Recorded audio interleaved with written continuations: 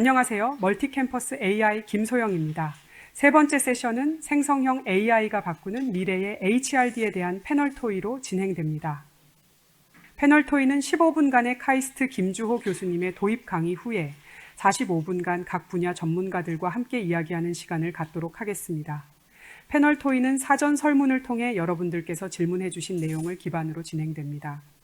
HRD 부문에서 국내외 기업의 생성형 AI의 활용 현황은 어떠한지, 그리고 생성형 AI를 어떻게 활용할 수 있을지에 대한 다양한 방안에 대해 토의하는 시간을 갖겠습니다. 먼저 김주호 교수님을 모시고 생성형 AI의 교육적 활용 사례에 대한 강의를 시작하겠습니다.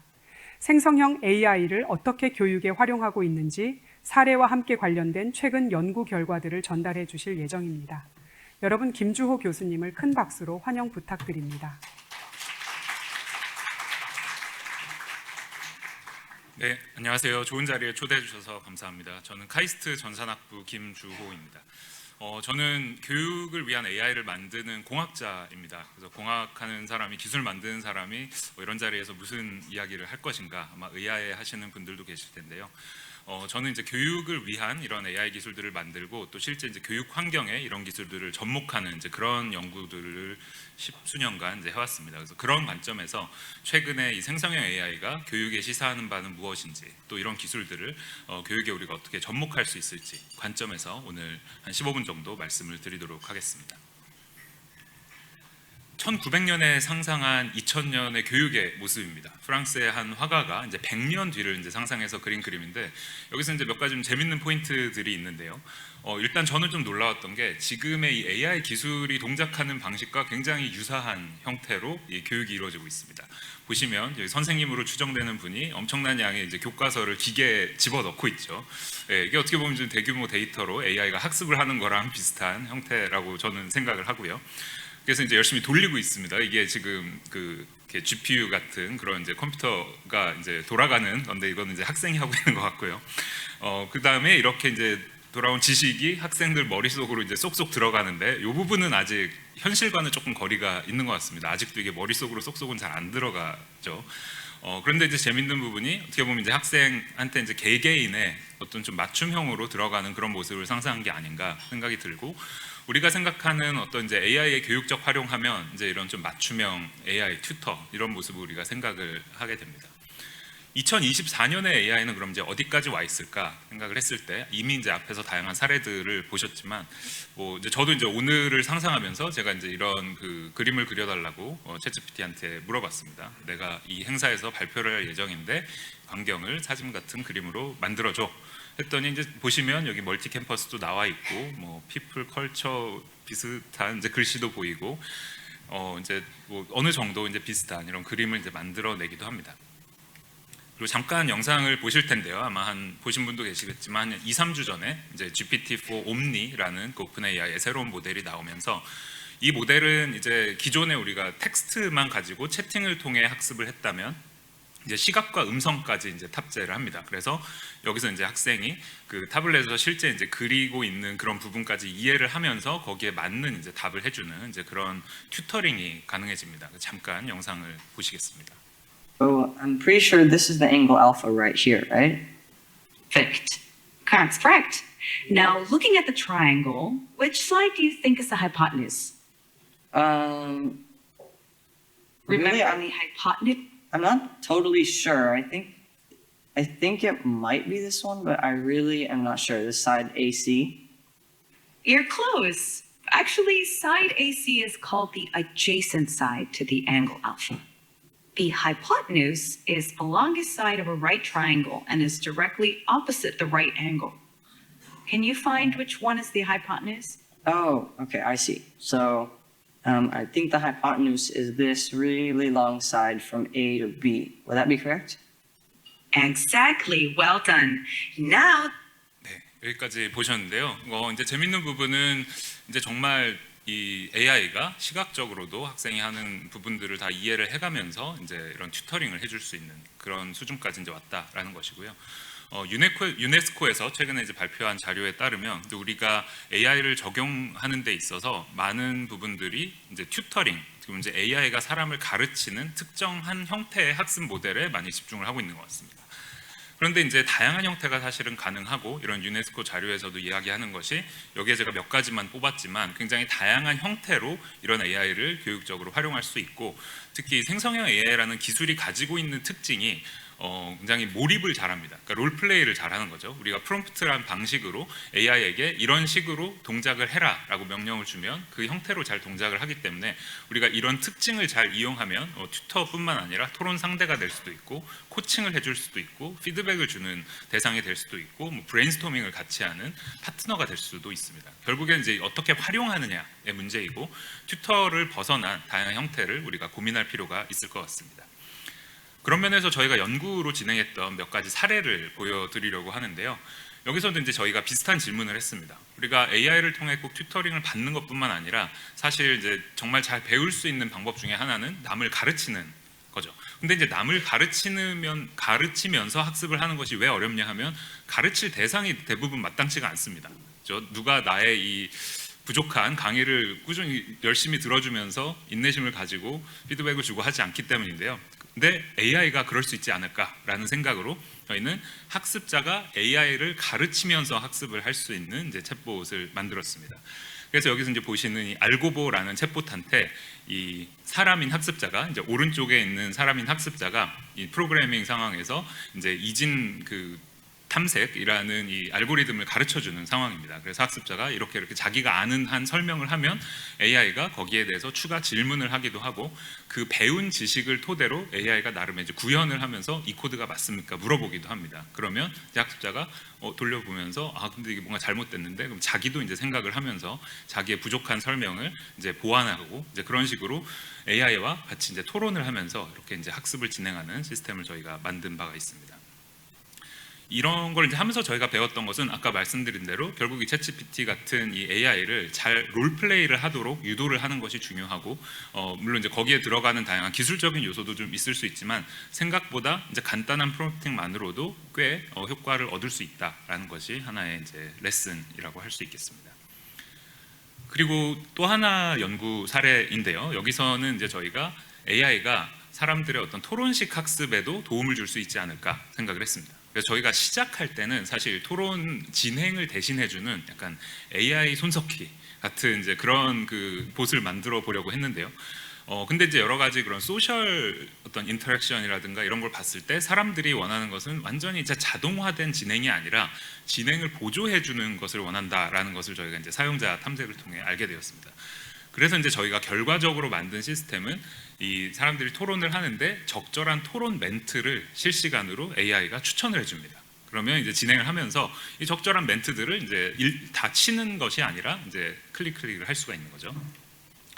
그래서 여기 보시는 것처럼 AI가 이 토론의 문맥을 이해를 하면서 이 적절한 이 파란색의 그 실시간 추천 멘트들을 이제 제공을 하고 이런 걸 보면서 이게 지금 우리 상황에 적절하다 판단이 들면 사람 진행자가 이제 선택을 해서 이제 내보낼 수가 있게 되는 것입니다.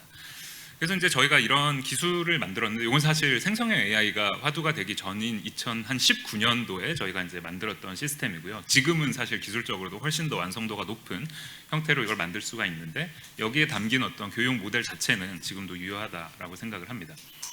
그래서 저희가 한창 이제 코로나가 진행 중인 시점에 이제 모 대기업의 이 교육 프로그램을 운영하는 조직에서 이제 연락을 주셔서 이제 교육을 다 이제 코로나 때문에 원격으로 진행을 해야 하는데 일방향의 그런 강의가 아니라 이런 토론식 학습을 좀 원격에서 대규모로 해보고 싶다. 근데 이런 솔루션이 좀 적절할 것 같으니 한번 협업을 해보자라고 제안을 주셔서 저희가 한 2,000분을 대상으로 한 5인 1조로 진행을 했으니까 채팅방이 한 400개, 500개 정도 됐습니다. 거기서 이제 저희가 만든 이 AI 토론 진행 지원 봇을 이제 실제 적용한 사례가 있습니다. 거기서도 이제 많은 것들을 배웠는데요. 좀 재밌던 것 중에 하나는 사람들이 이제 직접 말로 하기 어려운 것을 AI를 통해 하는 것을 굉장히 선호합니다. 예를 들어 우리가 토론하면 한 사람이 이제 계속 말하는데 차마 그만 말하라고 말하기가 힘든데 AI가 이렇게 추천을 해줬다라고 하면서 이제 원하는 것들을 한다든가 하면서 전체적인 어떤 토론의 품질이 향상되는 그런 효과를 얻을 수가 있었고 여기서의 하나의 레슨은 이제 결국 AI가 어떻게 보면 중간에서 중재를 해주는 역할을 했을 때 굉장히 여러 가지 효과를 볼 수 있었다라는 점입니다. 그리고 이제 최근에 했던 사례 중에는 이렇게 이제 멀티모달, 그러니까 아까 이제 챗GPT가 그 튜터링을 해주는 사례에서도 보셨는데요. 이제 시각적인 부분과 어떤 그 텍스트 부분을 동시에 활용하는 형태의 학습입니다. 이제 여기서 이제 저희도 학습적으로 이제 고민을 했던 것이, 저도 이제 학교에서 프로그래밍이라든가 이런 것들을 가르치는 입장인데, 생각을 해보면 많은 교육이 굉장히 그런 그 로우 레벨에 있는 어떤 뭐 프로그래밍의 문법이라든가 이런 것들에 그동안 많이 집중을 해왔습니다. 그런 과제들을 내기도 하는데, 그런 과제들의 문제는 이제 더 이상 좀 유효하지 않다는 거죠. 왜냐하면 이제 학생들이 이 과제를 AI한테 물어보면 그냥 5초 만에 답이 나오고, 그런 것들이 또 사람이 했는지 아닌지 판별도 굉장히 어렵거든요. 그래서 이제 그럼 교육 모델 자체가 좀 바뀌어야 되는데, 이제 저희가 생각했던 것은 학생들에게 좀 더 이 아키텍트 레벨로 내가 원하는 의도를 효과적으로 표현하고 그것들이 어떤 식으로 달성될 수 있는지 그 효과를 보면서 이제 학습을 하도록 할 수 없을까라는 생각으로 이런 좀 입코딩을 할 수 있는 툴을 만들었습니다. 이 입코딩을 할 수 있는 툴은 뭐냐면, 이제 소위 이제 입으로 말로 이제 내가 원하는 것을 찍어가면서 말하는 거죠. 예를 들면 여기 이제 웹사이트의 실제 이제 사례인데요. 카이스트 홈페이지에서 이 카이스트 부분을 이렇게 찍고 내가 원하는 것을 이야기합니다. 이 부분을 크게 해줘 이야기하면, 이 크게 해주는 것과 관련된 다양한 요소들이 추천이 되고, 그거를 내가 이제 실제 실험을 해보고 탐색을 하면서 원하는 것을 선택할 수 있습니다. Emphasize this part. 그리고 이걸 강조해줘 같은 되게 모호한 의도를 표현을 하더라도 그 강조와 관련될 수 있는 그런 다양한 요소들을 추천을 해주고, 그걸 통해 이제 탐색을 할 수 있게 됩니다. 그래서 이런 툴을 만들고 저희가 이제 굉장히 신이 나서 이거 굉장히 잘 되겠다 해서 실험을 했습니다. 그래서 이제 개발자 도구에서 실제 이런 코딩을 해야 되는 사례와 입으로 코딩을 할 수 있는 저희의 스타일렛이라는 툴을 이제 비교 실험을 했는데, 일단 좋은 소식을 말씀을 드리면 전반적으로 굉장히 잘 됐습니다. 저희 툴을 썼을 때 이제 이런 프로그래밍 경험이 없는 분들이 문제 해결을 완료할 수 있었던 비율이 80대 35로 월등히 높았고, 소요 시간도 단축이 됐습니다. 그리고 비슷한 수준의 이런 수정들을 사람들이 시도를 했지만 저희 툴을 썼을 때 좀 더 이제 다양한 옵션들을 탐색했다라는 것을 볼 수 있었습니다. 여기서 이제 교육적으로 저희가 기대했던 효과를 얻을 수 있었는데, 이제 연구를 진행했던 저희 학생이 오면서 근데 조금 이상한 결과가 있다 하면서 이런 그래프를 가져왔습니다. 이게 이제 저희가 연구를 할 때 대부분 이게 우상향으로 가는 이 그래프가 나와야 이제 결과가 잘 나오는데, 꺾이는 거죠. 뭐가 꺾였냐면, 이 저희 스타일렛 툴을 썼을 때 자기 효능감이 시간이 가면서 오히려 감소를 하는 것을 저희가 볼 수 있었습니다. 근데 이제 저희는 의아했던 것이, 이 개발자 툴은 그 오른쪽에 있는 개발자 툴은 속도도 느리고 완료도 잘 안 되는데 사람들이 하면서 내가 못하던 거를 이제 할 수 있게 됐다 하면서 자기 효능감이 올라가는 거죠. 근데 저희 툴에서는 왜 그랬을까? 저희가 이제 분석을 해보니까, 입으로 할 수 있어서 좋긴 좋은데 지나면서 사람들은 자기가 컨트롤을 하고 싶어 하는 거죠. 더 들어가서 더 고급의 거를 해보고 싶고 직접 들어가서 고치고 싶은데 계속 말로만 해야 되니까 이제 거기서 답답함을 느끼는 겁니다. 그래서 이런 것들이 굉장히 저는 시사하는 바가 좀 많았던 사례라고 생각을 하고요. 그런 면에서 이제 우리가 AI의 교육적 활용을 생각할 때 생각해볼 하나의 문제는, AI를 교육에 어떻게 쓸까도 있는데 AI로 인해 어떤 학습상의 문제가 오히려 발생할 수 있을까라는 이제 질문을 저희는 좀 하게 됐습니다. 이런 문제도 있고, 학교에서 요즘에 좀 많이 느끼는 부분은 사실 무력감입니다. 카이스트에서도 지금 영어 수업에 에세이를 쓰는 수업이라든가 아까 말씀드린 프로그래밍 수업이라든가 이런 이제 수업에서 기존의 이제 과제들이 사실상 이제 더 이상 무용지물이 된 거죠. 그렇기 때문에 이제 새로운 교육 경험을 설계를 해야 되는 측면도 있고, 또 이제 학생들 측면에서는 신난다, 이거 챗GPT에 넣으면은 과제 금방 끝나네 하고 단기적으로는 뭔가 혜택을 누릴 수 있겠다는 생각을 하지만, 그러다 보면 소위 말하는 이제 현타가 옵니다. 근데 이렇게 되면 나는 뭐 앞으로 취업이 가능한가? 내가 이거 그러면 나는 더 이상 글을 쓰는 게 의미가, 이런 이제 고민들이 빠지는 거죠. 그게 이제 무력감이라고 생각을 하고, 앞으로 AI 기술이 더 발전을 하면 할수록 이 학습 상황에서의 무력감이 저는 굉장히 큰 어떤 화두가 되지 않을까라는 생각을 합니다. 그런 측면에서 이제 저처럼 이 AI의 교육적인 어떤 경험을 설계하는 그런 고민을 할 때 이제 제가 많이 하는 질문은, 과연 이 AI와의 상호작용을 통해 학습자의 자기 효능감이 오히려 올라갈 수 있지 않을까, 혹은 AI가 무조건 모든 것들을 다 하고 학습자한테 나머지를 던져주는 것이 아니라 최적의 학습 경험을 우리가 설계를 하고 자기 효능감을 높일 수 있는 식으로 기술이 기능할 수 있도록 우리가 설계할 필요가 있지 않을까, 그런 생각을 합니다. 그리고 이제 앞에서도 이런 이제 AI를 실제 환경에 적용했을 때 복잡한 그런 양상에 대한 이제 말씀을 우리가 앞 세션에서도 봤는데요. 그 중에 이제 특히 지금 많은 연구가 나오고 있는 것들이 스킬의 갭에 대한 것들입니다. 그러니까 예를 들어 주니어들이 이런 툴을 써서 시니어에 못지않은 어떤 퍼포먼스를 내더라, 생산성 향상이 올라가더라, 이제 그런 연구도 있는데 여기서 보시는 것은 약간 반례입니다. 여기서 보시는 상황은 이 로봇 수술이 이제 수술실에 좀 많이 도입이 되고 있는데, 그래서 병원들이 기대하는 건 그런 거죠. 비싼 장비를 도입을 하고 외과 의사들이 더 빠르게 정확하게 이제 수술을 집도할 수 있다. 그래서 이제 좋은데 여기서의 문제는 레지던트들입니다. 레지던트들은 굉장히 수동적인 방식으로 도제식으로 사실 학습을 해가면서 외과의로 성장을 해나가는데 레지던트들이 더 이상 수술실에서 환영을 받지 못하는 겁니다. 로봇 수술을 하게 되면 보시는 것처럼 외과 의사들이 실제 이제 그 콘솔에서 마치 그 컴퓨터 게임을 하는 것처럼 자기 스크린을 보면서 하고 환자 몸을 직접 건드리는 것은 로봇입니다. 여기에 레지던트가 설 자리가 없는 거죠. 그렇게 보면 이제 여기서 이제 문제는 뭐냐면 외과 의사들이나 병원의 입장에선 사실 좋은데 레지던트들이 성장의 기회를 이제 잃게 됩니다. 제대로 된 수련이 일어나지 않는 것이고, 그럼 이 수련의 문제, 스킬 갭이 더 커지는 이 문제를 이 조직적으로 그럼 어떻게 해결해야 할 것인가? 이런 것들이 아마 또 많은 조직에서 앞으로 나타날 그림의 좀 전초전이 아닐까라는 생각을 저는 합니다. 그런 측면에서 이제 사람과 AI의 이런 상호작용이 지금 여러 가지 사례에서 보시듯이 굉장히 복잡합니다. AI가 가르쳐주고 사람이 배운다고 학습이 잘 된다라는 단순한 형태가 아니라 어떨 땐 학습이 안 되기도 하고 무력감에 빠지기도 하고 스킬 갭이 커지기도 하고 좁혀지기도 하고, 이 복잡한 상황에서 우리 관계를 어떻게 설정할 것인가가 결국엔 굉장히 중요해집니다. 그런 측면에서 저는 협업이 굉장히 좋은 키워드라고 생각을 하는데요. 체스나 바둑의 경우가 이제 생각을 해보면 이제 AI가 사람 챔피언을 이제 압도하는 기술이 이미 나와 있죠. 근데 그런 상황에서 체스가 망했는가, 뭐 바둑이 망했는가 보면 망하지 않고 나름의 이제 진화를 하고 있습니다. 바둑 기사들도 이제는 AI랑 트레이닝을 하면서 전반적인 실력이 굉장히 이전에 비해 올라온 상황이고, 체스의 경우 이렇게 이제 AI랑 같이 팀을 이뤄서 사람 컴퓨터가 팀을 이뤄서 경쟁을 하는 이제 그런 토너먼트들도 나오고 있는 상황입니다. 근데 이것도 역시 상징적인 그림인 것 같습니다. 체스가 이런 형태인데 지금 내가 하는 업무에 이런 그림은 무슨 형태가 될까를 우리가 고민을 해봐야 할 것 같고요. 이제 AI 기술을 만들 때 이제 많은 그 연구자들이 생각하는 것이 사람을 뛰어넘자, 사람처럼 하자, 그죠? 사람을 모사하는 것이 많은 이제 목표가 됩니다.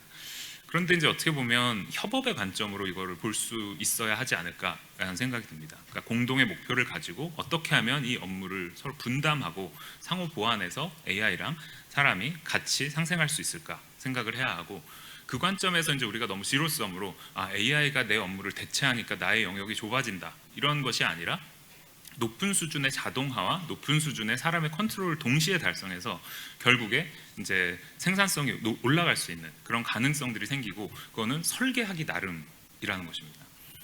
그런 관점에서 이제 실제 환경에 AI를 적용할 때 이제 어떤 질문들을 우리가 물어야 하는가, 제가 이제 여러 가지 이런 그 프로젝트들을 하고 회사랑 협업을 하면서 이제 경험했던 그런 과정들을 조금 되짚어봤는데요.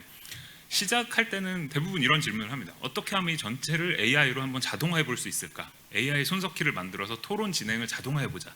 이런 질문을 던지는데 그 다음에 질문을 합니다. 근데 이게 왜 필요하지?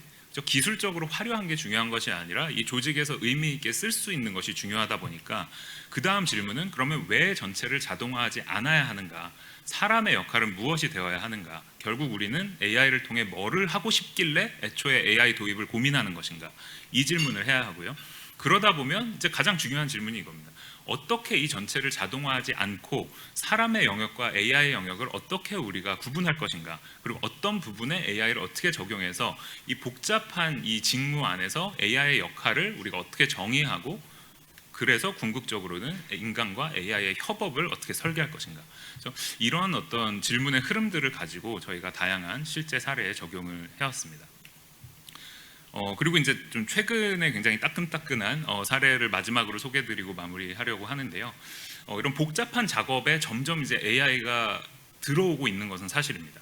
이전에는 우리가 AI 연구를 한다라고 하면 어떤 뭐 번역을 얼마나 잘했는가, 요약을 얼마나 잘했는가, 질문의 답을 얼마나 잘했는가 정도의 답에 그쳤었는데, 이제 저희가 그래서 최근에 이 오픈AI랑 협업을 하고 있습니다. 이게 오픈AI에서 이제 제가 최근에 이제 창업을 한 회사인데요. 스킬벤치라는 회사에 이제 연락을 줘서 이런 복잡한 직무에 이제 오픈 AI의 이런 최신 모델들이 도전을 하려고 하는 거죠. 어떻게 보면. 그래서 이 태스크들이 어떤 것들이냐면 그런 단순 요약이라든가 답변이 아니라 여기 보시는 것처럼 이 회사의 밸류에이션 리포트를 작성해라. 웹사이트를 기획하고 구형까지 다 해라. 이런 수준의 태스크를 이제 여러 에이전트가 서로 코디네이션하고 플래닝하고 엑세큐션하고 평가까지 하는 이런 수준의 기술들이 지금 준비가 되고 있는 상황입니다. 그런 상황에서 이제 오픈 AI가 관심 있는 것은 이런 복잡한 작업들에 대해서 어떻게 이 작업들을 나누고 에이전트가 어떤 부분을 잘하고 사람이 어떤 부분을 잘하고 직무를 어떻게 우리가 분석하고 평가할 것인가에 대해 관심이 있어서 이제 제가 만든 회사가 이제 그런 것들을 하는 회사거든요. 그래서 그런 부분에서 이제 최근에 이제 협업을 하고 있는 사례를 이제 마지막으로 소개를 드렸고요. 그래서 이제 마무리를 드리자면 이 AI가 촉진하는 이제 일과 교육의 미래가 무엇일까 했을 때 두 가지 측면이 있는 것 같습니다. 오늘 이제 키워드는 이 AI를 통해서 우리가 학습을 더 잘할 수 있다. 그죠? 다양한 이제 그 관계를 설정하고 하면서 잘할 수 있는데 그것뿐만 아니라 뭐를 배워야 하는지도 동시에 바뀌고 있다라는 게 지금 사실 저는 굉장히 머리를 어지럽게 만드는 일인 것 같습니다. 그냥 AI를 써서 잘 배우면 된다라는 단순한 시나리오가 아니라 근데 배워야 되는 대상 자체가 같이 변하고 있기 때문에 이 상황에서 우리는 어디에 중심을 잡고 봐야 하는가가 중요하고 일 역시 마찬가지인 거죠. 일하는 방식이 바뀌어서 내 생산성이 올라가는 건 좋은데 내가 하는 일 자체가 지금 너무 빠르게 같이 변해가고 있기 때문에 그런 상황에서 결국 우리는 이제 협업의 관점을 가져야 된다라는 것입니다.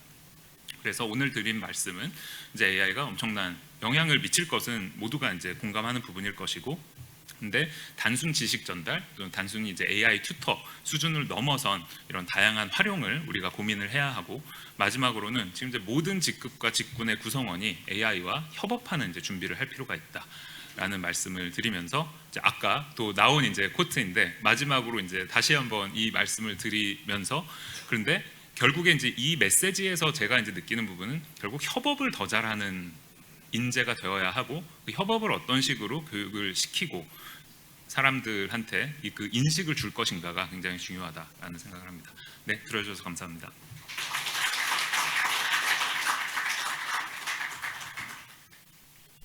김주호 교수님께 다시 한번 감사의 박수 부탁드립니다. 그럼 지금부터 본격적인 패널 토의를 시작하도록 하겠습니다. 패널 토의를 위해 패널들은 단상 위로 착석해 주시기 바랍니다. 제가 그 AI로 제 영상을 입힌다고 해서 회의 중간에 잠깐 가서 스튜디오 가서 한 2분 정도, 실은 아까 저희 신전무님께서는 10분이라고 하셨는데 저는 한 2분 찍었습니다. 2분 찍고 이 영상을 보니까 화장도 좀 할 걸, 그리고 머리도 좀 할 걸, 자기 효능감이 떨어집니다. 네. 그 AI로 얼마 전까지만 해도 저희가 메타 강사라고 해서 그 입모양이나 싱크 맞추느라고 굉장히 힘들었어요. 굉장히 어색했고. 그런데 저는 잠깐 한 2분 정도 찍었는데요. 너무 자연스러워져서 정말 딥페이크 되는 이 AI 기술이 이 속도가 엄청나다라고 하는 것들을 지금 이 영상 보면서 효능감은 좀 떨어지지만 기술에 대한 그러한 무서움 또 두려움이 또 한편으로는 오기도 합니다. 네, 자 지금부터 약 45분 정도 패널 토의를 시작하도록 하겠습니다. 먼저 패널들을 소개해드리도록 하겠습니다. 제가 이름을 호명하면은요, 네, 잠깐 자기소개 부탁드리겠습니다. 먼저 글로벌 동향을 소개해주실 윤지연 박사님 나오셨습니다. 네. 네, 안녕하세요. 산업 및 조직 심리학자 윤지연입니다. 저는 글로벌 리서치를 지금 연구하고 있고요. 이전에는 삼성 글로벌 리서치에서 그리고 버클리에서 인사조직 관련된 업무를 했습니다. 오늘 너무 초대해 주셔서 감사하고요. 인사이트를 많이 제공할 수 있도록 노력해 보겠습니다. 감사합니다. 네. 다음으로는 방금 생성형 AI의 교육적 활용이라는 주제로 말씀해 주셨고 또 기술적인 측면에서도 도움을 주실 카이스트 김주호 교수님 나오셨습니다. 네, 김주호입니다. 네. 네, 다음으로는 기업의 현안을 공유해 주실 한화인재경영원의 이정성 부원장님 나오셨습니다. 네, 안녕하십니까. 한화인재경영원의 이정성입니다. 반갑습니다. 네. 네, 마지막으로 ATD 이사의 글로벌 트렌드를 열어주신 이찬 교수님 나오셨습니다. 네. 네. 오늘 패널 토의는요, 생성형 AI로 바꾸는 HRD라는 주제입니다. 미래의 HRD라고 주제 제목이 붙어 있는데요. 미래라는 단어를 띄어야 할 것 같다라는 생각을 더더욱 오늘 해봅니다. 생성형 AI가 지금 실은 산업 전반에 걸쳐서 또 우리 생활 전체에 걸쳐서 영향을 미치고 있고요. 또 저희가 DX라고 한 지가 얼마 전인데 AX라는 것으로 이 후끈 달아오르게 만들었습니다. 그런데 생각해 보면은요, 챗 GPT 3.5가 저희에게 생성형 AI라는 단어를 화두를 크게 던졌잖아요. 그게 불과 1년 반밖에 되지 않았습니다. 그런데 한 3주 전에 다 보셨겠지만 또 영상도 저희 교수님께서 소개해 주셨는데요. GPT-4o 옴니 버전이 실은 텍스트뿐만이 아니라 영상과 또 사운드까지 완벽한 멀티모달의 AI 시대를 보여주었습니다.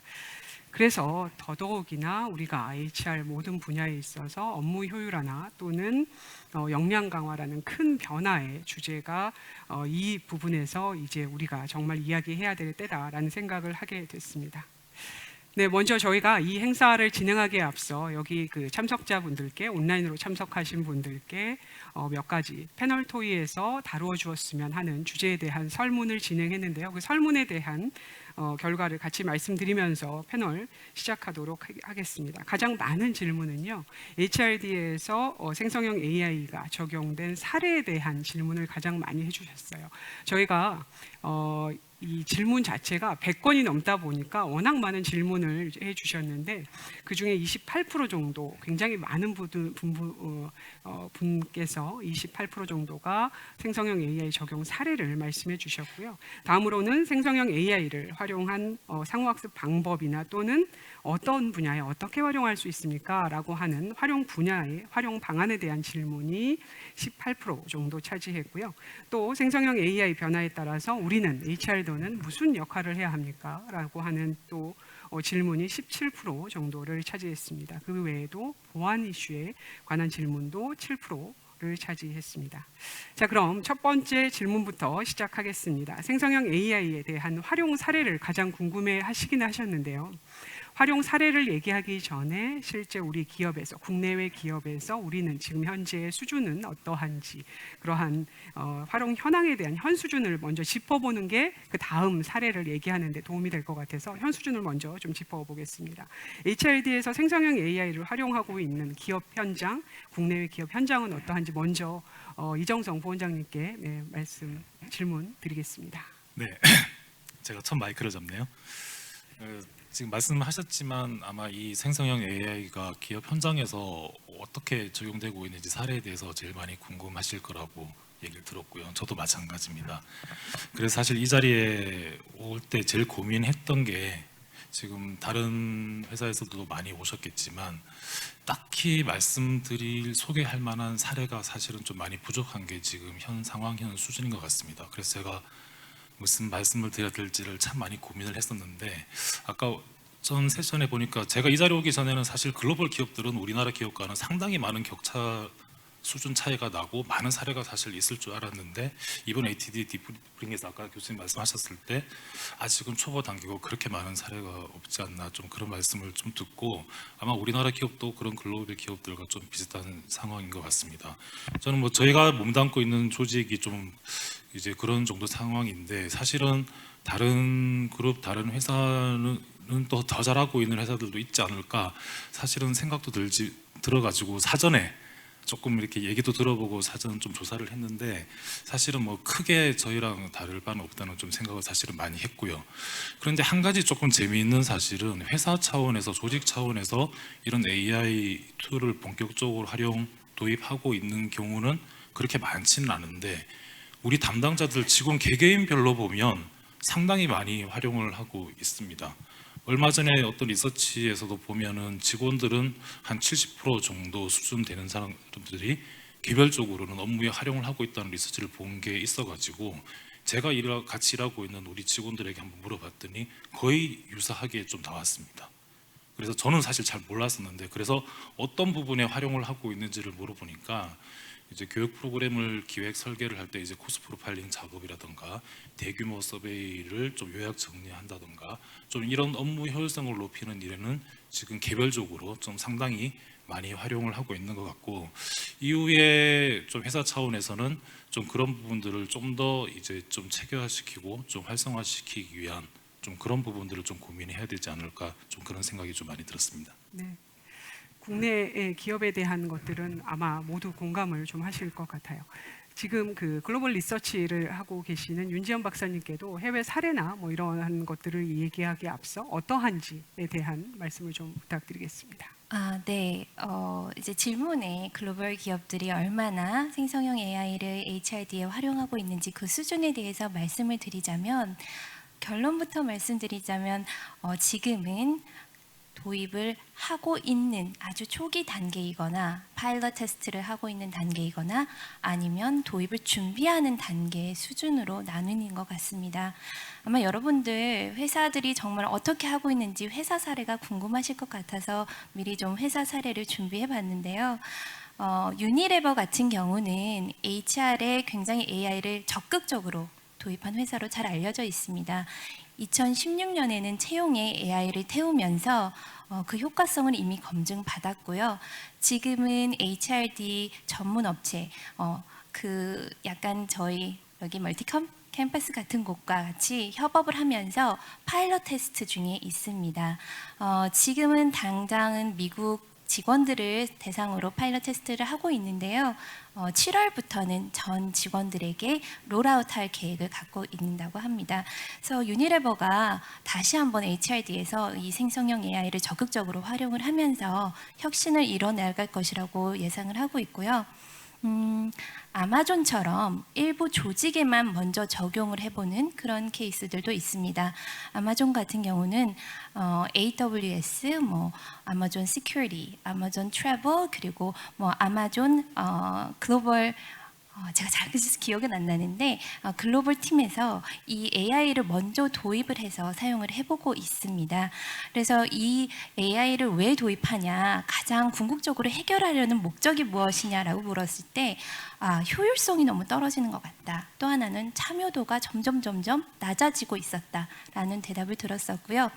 구글처럼 파트너사와 파트너십을 통해서 그 역량, 생성형 AI 역량을 키우고 그 자사에 도입할 수 있는 과정을 만든 케이스도 있습니다.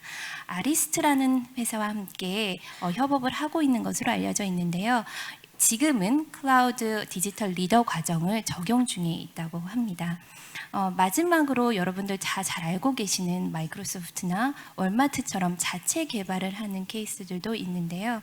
사실 마이크로소프트는 굉장히 홍보도 많이 했고 비발러닝에 이 코파일럿을 탑재했다고 하면서 외부에 많은 자료를 보내고 그랬는데, 내부 임직원들 인터뷰를 들어보니 아직은 본인 업무에만 사용을 하고 있고 HRD에서는 그 사용 내역이 아직은 조금 미비하다라는 얘기가 많았고요. 더 이제 어떻게 개발을 해서 그 적용 영역을 넓혀나갈 것인지 그런 것들을 고민하고 있는 수준이라고 볼 수 있습니다.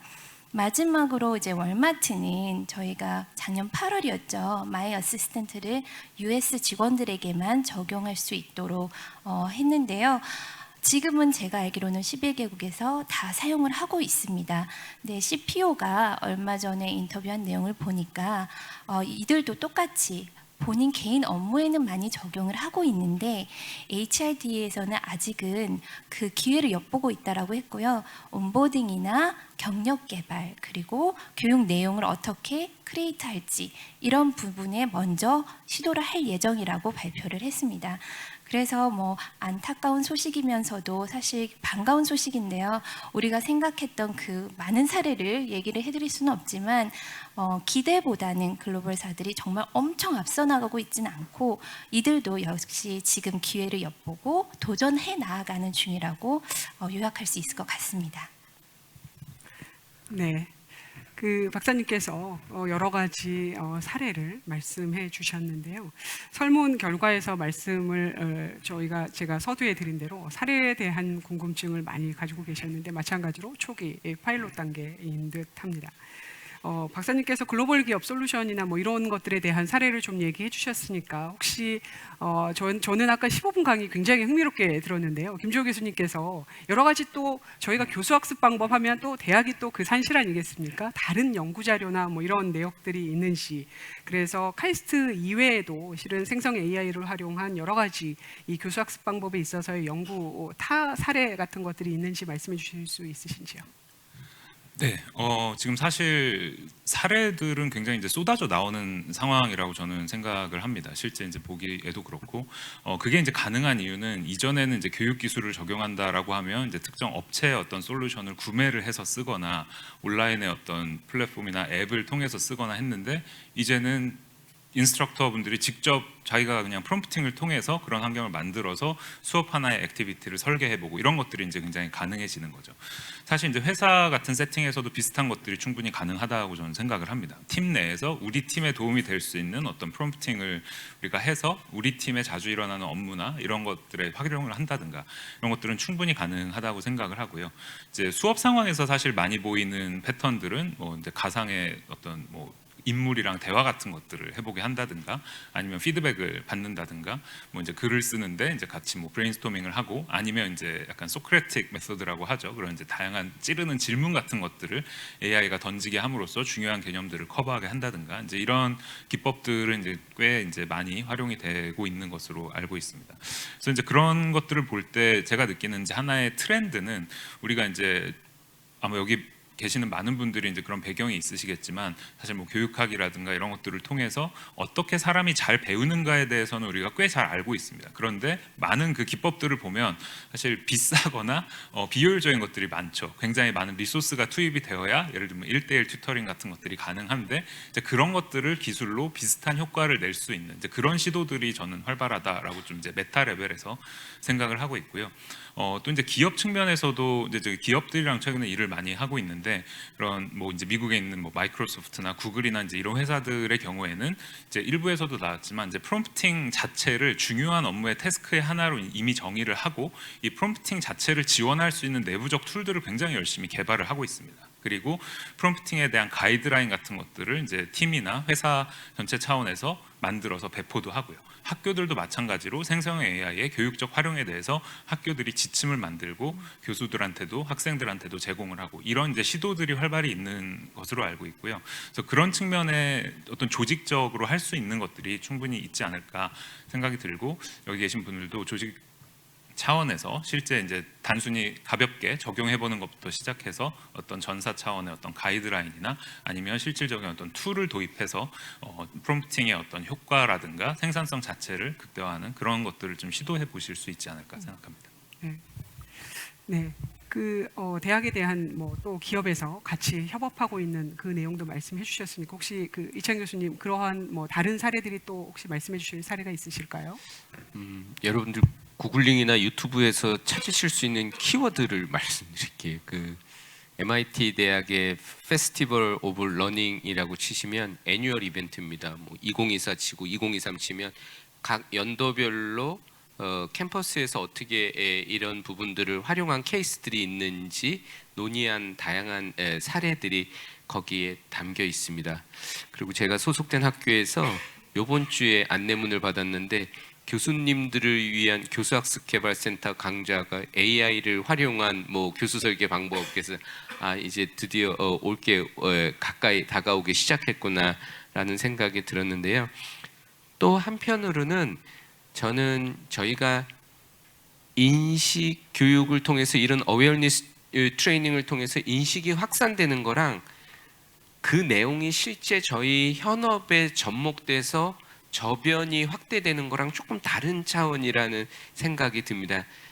자칫하면 벌써 저희한테는 기억의 저편으로 사라질 분들도 있을 텐데, 메타버스 불과 재작년까지만 해도 이거 회사에 도입 안 하면 진짜 나는 큰일 날 것 같은 그런 현상들 엄청나게 빠르게 저희한테 이슈화 됐는데, 사실은 제대로 꽃을 피우지 못하고 지금 약간 주춤한 상태이거든요. 근데 AI는 상황은 다르지만 맥락적으로는 저희가 지금 초창기에 이른 인식 확산 단계에서 유념해야 될 거는 전면 도입보다는 어떤 특정 프로그램이든지 타겟팅된 대상으로 유용성이 높고 효과성이 높은 것부터 활용해 보는 게 좋지 않을까 그런 생각이 드는 게 시스템적으로 무리수를 초반에 두기 시작하면 아마 많이 겪으셨을 텐데 ERP 업그레이드 시키면 시스템만 업그레이드 되고 사람들의 업무 방식은 그대로였던 거를 많이 체험하셨을 거라 그런 측면에서 좀 시사점을 얻어보면 어떨까 싶습니다. 예. 네. 지금 말씀해주신 대로 실제로는 뭐 그 대학에서도 생성형 AI를 활용한 교수학습 방법에 대한 교육을 또 받아라라는 말씀도 해주셨고, 또 기업에서 저는 교수님께서 또 김주 교수님께서 말씀해주신 이제 프롬프팅 하는 것들에 대한 가이드나 뭐 이런 것들도 실제로 하나 하나씩 차근차근히 도입해 보는 것, 이것들을 지금 고려해야 될 때가 아닌가, 그런 말씀 주신 것들. 라고 좀 요약할 수 있을 것 같습니다. 자, 다음은 두 번째로 많은 질문이 나왔었던 활용 방안 또 활용 분야에 대한 이야기로 넘어가 보겠습니다. HRD에서 생성형 AI가 가장 활발히 활용될 것으로 예상되는 영역 또 어떻게 활용할 수 있을까, 뭐 이런 내역에 대한 질문입니다. 이 질문은 먼저 이정성 부원장님께 여쭙겠습니다. 네,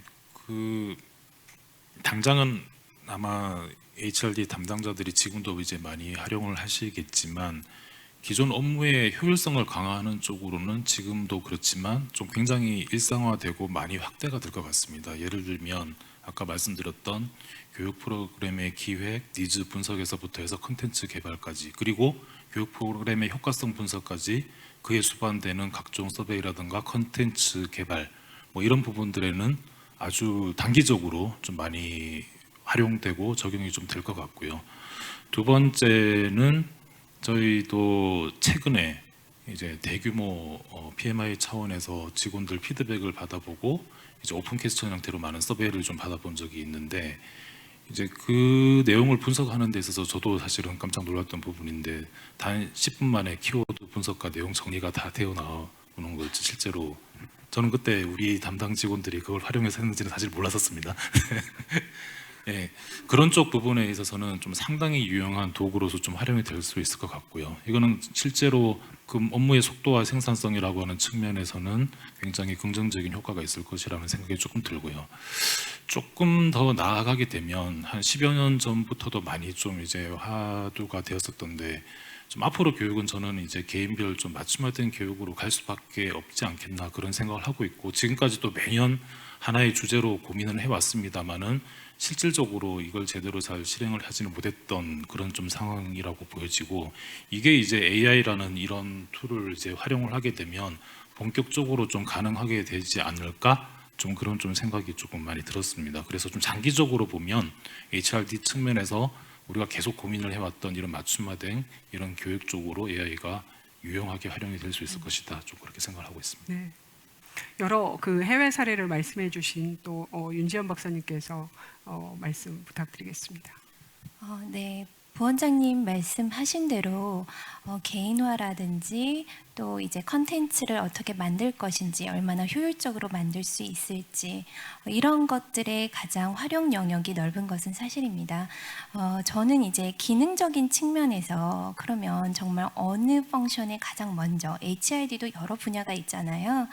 먼저 활용을 할 수 있을까라고 봤을 때 온보딩에서 가장 먼저 활용이 되고 도입이 되는 것을 관찰하고 있습니다. 유니레버 같은 경우도 온보딩, 그러니까 지금 제가 아까 전에 HRD의 파일럿을 진행 중이라고 말씀드렸잖아요. 온보딩 기능에 가장 먼저 적용을 해보고 있습니다. 생각해 보시면 저희도 그렇지만 사실 글로벌사들은 굉장히 수시 채용이 많이 일어나고 있잖아요. 그러니까 사람들이 다 하나하나씩 신규 입사자들을 교육하기는 너무나 이제 어려워지고 있고, 일관되고 표준화된 그런 교육을 할 수조차 없다라는 의견이 정말 많았습니다. 그래서 이런 일반화와 표준화된 교육을 제공을 해서 신규 입사자들이 보다 좀 긍정적인 경험을 할 수 있도록 하는 것이 목적이라고 볼 수 있고요. 이를 통해서 개인화가 들어오는 거죠. 그래서 정말 이 사람한테 맞춤형으로 어떤 대화 내용이 나가야 하는지 이런 것들을 가장 많이 하고 있는 것으로 예상이 되고 있고요. 실제 데모를 받아보니까 제가 만약에 이쪽 지역에서 저쪽 지역으로 릴로케이션을 했고 이제 정말 내가 새로운 잡을 시작해. 이제 나는 AI에게 온보딩을 이제 받기 시작하면 어떤 내용일까라고 제가 한번 봤는데요. 보니까 이 지역은 어느 곳에 가면 핫플레이스가 있어부터 너는 담당자를 누구 먼저 만나는 게 중요해. 까지 완전 굉장히 인덱스하게 넓은 질문부터 굉장히 인덱스한 질문까지 다 대답을 해주는 것을 느낄 수 있었습니다. 또 이제 어느 영역에 가장 많이 활용이 될 수 있을까라고 생각을 해보면 HRD에서 가장 큰 고민 중에 하나가 정말 학습자들이 좀 더 적극적으로 참여를 했으면 좋겠는데 기업도 물론이고요. 참여도가 낮아지고 있다는 고민을 많이 하는 것 같습니다. 그래서 이 참여를 어떻게 좀 더 유도하고 동기부여를 할지 그 개인화된 메시지를 어떻게 내보낼지 생성형 AI가 굉장히 많은 도움을 줄 수 있을 거라고 생각을 하는데요. 여러분들 다 아시는 개념일 것 같아요. 넛지라는 개념을 굉장히 많이 사용을 하고 있죠, 저희도. 근데 제가 이제 글로벌 리서치에서 근무를 할 때 저희도 이제 이런 것들을 시도해보고 싶어서 넛지 풀을 만들어서 자동으로 이제 이메일을 보내는 그런 업무를 했었습니다. 근데 제 기억으로는 50개 만들기가 거의 불가능했어요, 넛지를. 아무리 달래는 메시지를 여러 형태로 바꿔보아도 사실 쉽지가 않고 사람마다 어떻게 하면 더 행동 변화를 잘 유도할지 그걸 파악하는 게 굉장히 어려웠는데요. 지금은 실시간으로 이 AI가 데이터를 분석을 해서 이 사람에게 가장 적합한 메시지가 무엇인지, 이 사람을 어떻게 하면 좀 더 학습에 잘 유도할 수 있는지 이런 것들에 가장 큰 도움을 받을 수 있지 않을까라는 생각을 하고 있습니다. 네. 다음으로는 생성형 AI를 기업 내에 활용하면서 많은 분들이 가장 우려하는 바로 보안 문제를 말씀을 해주셨습니다. 그래서 여기에 대한 내용을 또 짚고 넘어갈 필요가 있겠다라고 생각이 됩니다. 생성형 AI 활용에 있어서 실제로 저희가 이 오픈되어 있는 챗GPT나 이런 것들을 통해서 기업의 고유 정보 또 전략 등이 유출되는 것들을 가장 우려로 하기 때문에 실제로 거기에 대한 것들로 저희가 머뭇거리고 있는 것이 또 사실이고요. 학습에 있어서도 마찬가지인 것 같습니다. 그래서 내부 정보를 좀 보호하면서도 이 생성형 AI를 제대로 좀 활용하려면 어떻게 해야 할지 카이스트의 김주호 교수님께 여쭙겠습니다. 네, 굉장히 민감하기도 하고 중요한 문제인 것 같습니다.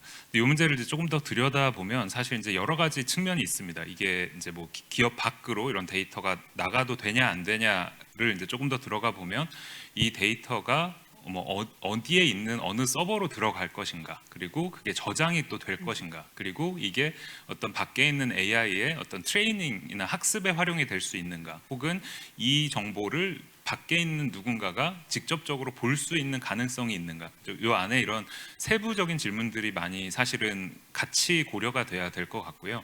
이제 그런 면에서 이제 조직별로 어떤 그 규정이라든가 아니면 법적인 고려가 또 필요한 경우들도 많이 있어서 그렇게 좀 세부적인 질문들을 먼저 나열하는 것을 저는 좀 추천을 드리고 싶습니다. 또 하나의 예로 이제 국내에서는 지금 디지털 AI 교과서 도입으로 이제 교육계가 지금 굉장히 이제 열심히 달리고 있는 상황인데, 여기서도 이제 고민을 많이 하는 부분 중에 하나가 이런 거죠. 챗GPT한테 독도는 어디 땅이야 물어보면 분쟁 지역입니다 답을 하는데 교과서 검정이 안 되죠. 이렇게 되면 그런 것을 우리 아이들한테 쓰라고 우리가 교육부 도장을 찍어서 내보낼 수 있는가? 그렇죠? 그러면 그렇지 않은 대답을 하게 하려면 LLM을 어떤 식으로 훈련을 시켜야 적절한 답을 그러면 할 수 있을까? 이런 이제 안전성에 대한 사실 기술적 이슈도 굉장히 많고요.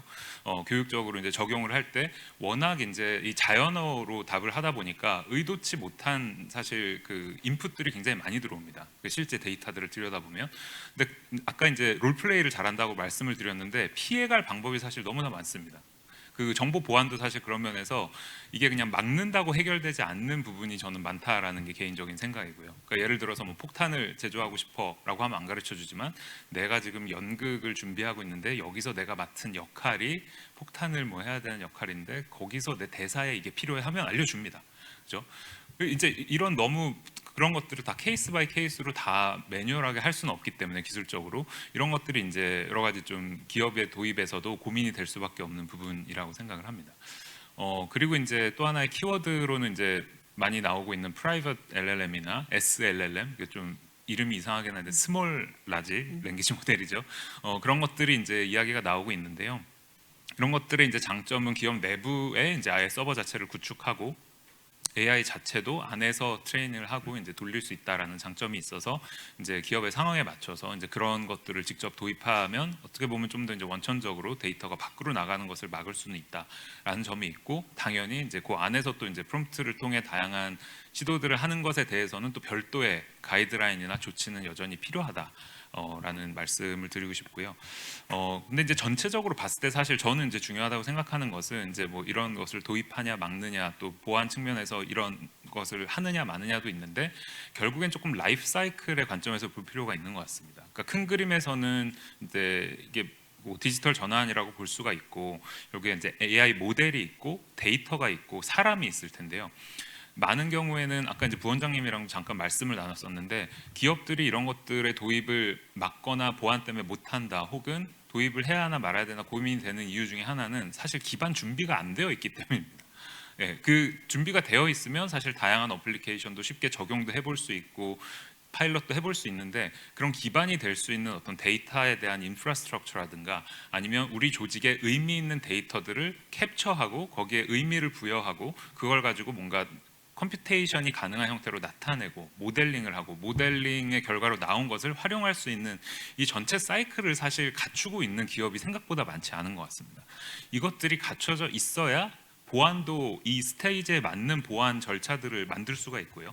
그다음에 어플리케이션 측면에서도 어떤 어플리케이션을 어느 스테이지에서 어떻게 만들 것인가에 대한 고민을 할 수도 있고 교육 프로그램을 설계할 때도 어느 영역에 어떤 교육 프로그램이 의미 있는지를 만들어낼 수가 있습니다. 그래서 이런 이제 보안 문제를 고민하시는 분들께는 그런 더 세부적인 질문을 만들어 보시는 것, 그 다음에 이 전체 라이프 사이클의 관점에서 보안에 어떤 영향이 있을지를 고민하시는 것, 이 두 가지를 추천드리고 싶습니다. 네, 다음 질문으로 넘어가겠습니다. 다음은 이곳에 참여하신 분들 모두 결국 피플, 우리 사람에 대해 고민하시는 분들인데요. 생성형 AI가 실제로 적극 도입되면서 업무 자동화는 필연적이고 또 거기에 따라서 고용의 변화 또한 필연적입니다. 따라서 우리 HRD 하는 사람들 또 HR인들은 어떠한 역할이 변화가 돼야 하느냐에 대한 또 질문도 굉장히 많이 나왔어요. 이 질문은 이찬 교수님께 여쭙겠습니다. 네, 이건 저희 모두 커리어에 관계된 부분이라 다들 아마 생각을 하고 계실 텐데 김주효 교수님 주신 오늘 여러 가지 이 말씀 중에 제 시선을 가장 많이 끌었던 게 맨 마지막 장표에 여러분들 보셨을지 모르겠는데 직무 분석을 기재해 놓으셨습니다. 그게 저희한테 어떤 상징성이 있냐면 궁극적으로 이 과정 속에서 AI가 중장기적으로 할 일과 앞으로도 사람이 해야 될 일을 업무 분장해주는 역할을 누가 할 것이냐, 그 HRD에서 해주셔야 되거든요. 근데 그 직무 분석이 저희가 친숙한 직무 분석은 그나마도 인사에서 많이 할 뿐만 아니라 전통적으로 인원 산정할 때, 임금 산정할 때, 교육관정 개발할 때 썼던 그런 직무 분석 기법이 아니라 지금은 일의 속성, nature of work를 구분해주는 직무 분석을 해주셔야 되거든요. 그래서 오늘은 뭐 그 시간은 아니지만 머릿속에 X, Y, Z 세 개의 축을 생각하고 계시면 이 일이 virtually 할 수 있는 일인지 아니면 실제로 현장에서 해야 되는 일인지 기술의 투입 정도가 어떤지 인력의 투입 정도가 어떤지만 보시더라도 저희가 한 8가지 정도의 업무의 속성으로 나눌 수가 있고 중장기적으로 우선순위를 어떤 직군이나 직무부터 AI를 도입해야 될지 어느 쪽을 인력을 중장기적으로 기획하고 육성하고 운영해야 될지에 대해서 판단 근거를 만들어주는 일들이 되게 중요합니다.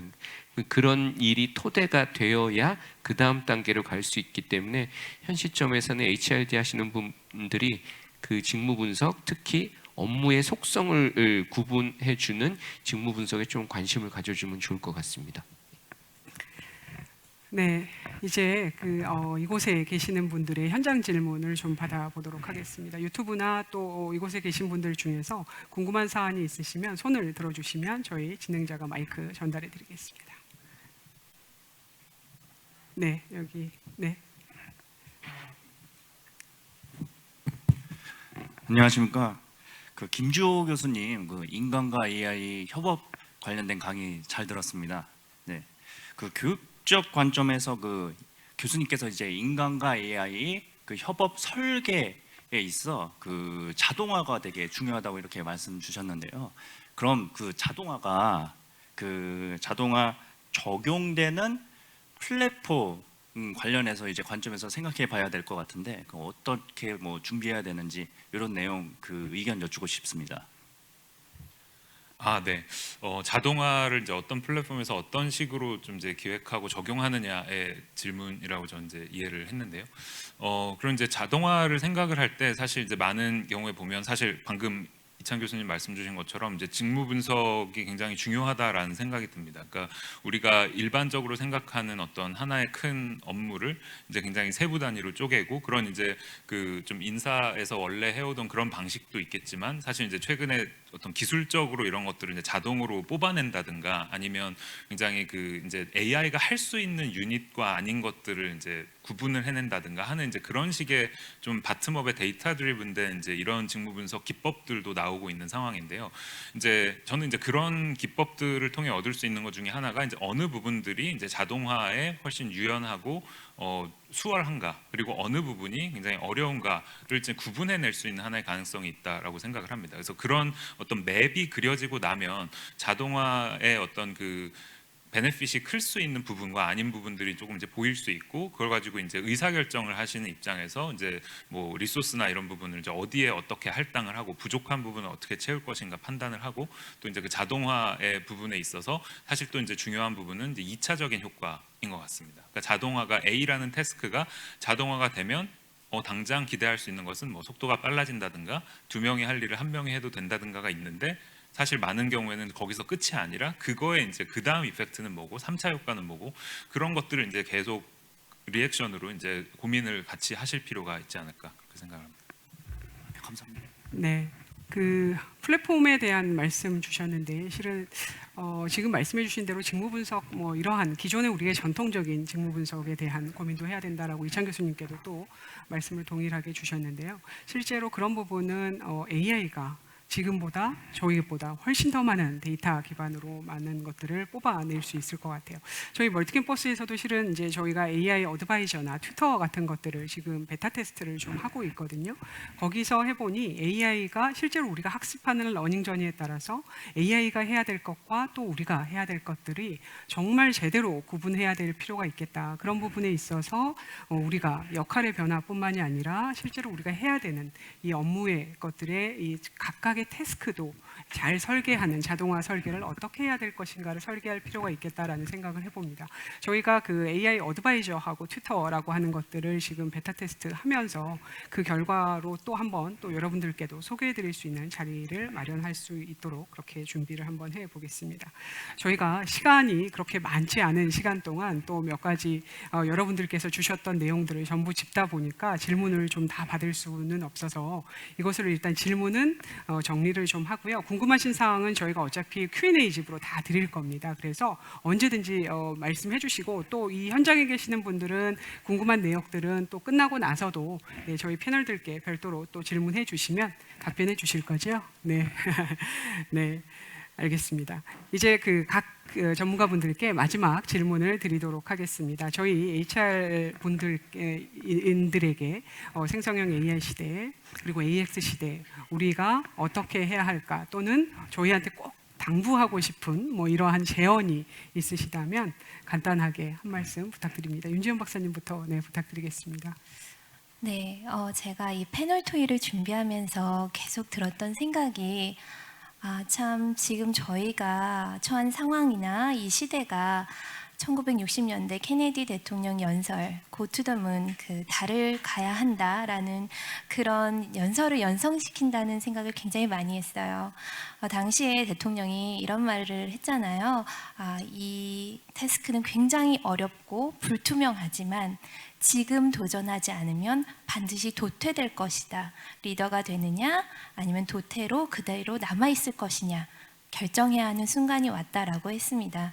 저는 지금 저희가 그 결정을 해야 하는 순간이 오지 않았나 싶습니다.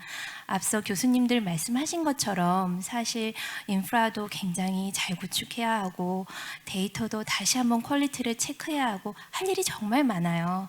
그럼에도 불구하고 사실 말씀드린 것처럼 글로벌사들이 엄청 앞서 나가고 있지는 않습니다. 다만 기술이 굉장히 많이 변하고 있기 때문에 여러분들이 조금 꼼꼼하게 생각을 하시면서도 과감한 도전을 제가 했으면 좋겠다라는 제안을 드리고 싶습니다. 너무 준비를 많이 해주셔서 제가 너무 전 애드립으로 막 말을 하려니 좀 부끄럽네요. 네,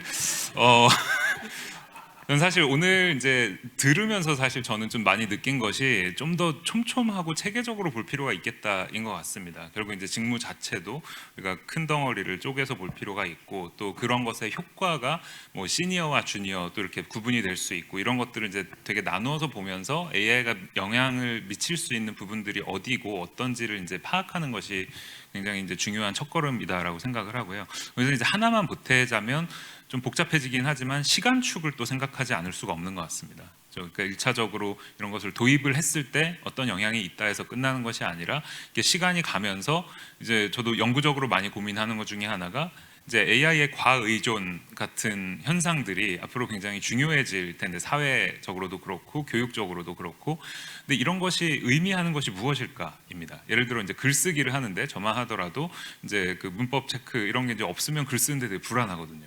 근데 그러면 나의 문법 실력은 어떻게 되는 거지? 아니면 이런 거부터 계속 처음부터 이런 걸 가지고 글을 써오는 아이들은 또 어떤 의미가 있을까? 그리고 이런 것들을 10년 쓰고 20년 쓰면 어떻게 될까? 이런 이제 시간축에 대한 고민이 또 이제 교육을 설계하고 HR이나 L&D 측면에서 고민하시는 분들께 좀 중요한 또 하나의 키워드가 아닐까 싶습니다. 그 AI 디바이드라는 말을 최근에 저도 본 적이 있는데요. 저는 한 20여 년 전에 디지털 디바이드라고 그때 이거 뭐 글로벌 차원에서도 국가 간에 뭐 계층 간에 좀 많은 이런 얘기들이 있었는데 최근에 이제 AI 디바이드. 근데 저는 이제 그게 최근에 그걸 그렇게 넓게 보는 건 아니라 저희 이제 회사 내에서 보면 그게 분명히 좀 우려할 정도 수준인 것 같습니다. 뭐냐면 직원들과 임원들 간의 이 갭이 좀 상당히 큰 것 같고요. 이미 실무를 담당하는 직원들은 AI를 어쨌든 많이 활용을 하고 이해도도 깊은 반면에 이제 전체들을 끌고 나가는 리더들이 AI에 대한 이해가 생각보다는 그렇게 높지가 않더라. 그래서 뭐 저희도 지금 준비를 하고 또 진행을 하고 있습니다만은 그리고 또 최근에 보면 다른 그룹도 보면 임원들 대상으로 한 이런 AI 교육을 좀 이제 활발히 준비를 하고 계시는 걸로 알고 있습니다. 좀 조직을 좀 이런 AI 기반의 뭔가 좀 생산성 향상, 좀 혁신 이런 것들을 끌어내려면 아무래도 리더들이 이 부분에 대해서 잘 이해하는 게 중요하지 않겠나. 이게 좀 첫 번째로 좀 드리고 싶은 말씀이고요. 두 번째는 뭘 하더라도 기초공사가 제일 중요한 것 같습니다. 아까 우리 김 교수님께도 말씀을 드렸는데 하루같이 좋은 서비스들이 많이 쏟아지는데 이게 데이터 기반이 없고 기초공사가 안 돼 있다 보니까 이게 그림의 떡같이 느껴지는 좀 그런 게 좀 많은 것 같습니다. 그래서 이제 가장 이제 HRD에서 적용하려면은 가장 기본적인 한 개개인 특히 핵심 인력들을 대상으로 한다고 보면 좀 인사 데이터와 각종 이제 그 학습과 관련된 뭐 그런 정보 또 외부 학습과 관련된 외부 리소스들 이런 것들이 좀 통합적으로 좀 이렇게 정리가 될 수 있는 데이터를 작게나마 좀 이렇게 틀을 갖춰 나가는 게 좀 필요할 것 같고요. 마지막 한 가지는 저도 이제 그렇게 생각을 하고 있는데 이제는 뭐 AI를 어소시에이트 레벨 정도의 직원으로 생각을 해도 괜찮지 않겠냐. 뭐 손발 그렇게 되는 그런 역할은 충분히 할 수 있을 것 같다는 좀 생각입니다. 그래서 그거를 하나의 실무 주체로 인정을 한 좀 이런 업무 프로세스 일하는 방식의 재설계도 한번 생각해 볼 필요가 있지 않겠나 그런 생각을 해봤습니다. 네. 제가 올해는 ATD 아이스를 다녔고 이제 다음 달에도 실리콘밸리 기업들을 벤치마킹 가는데요.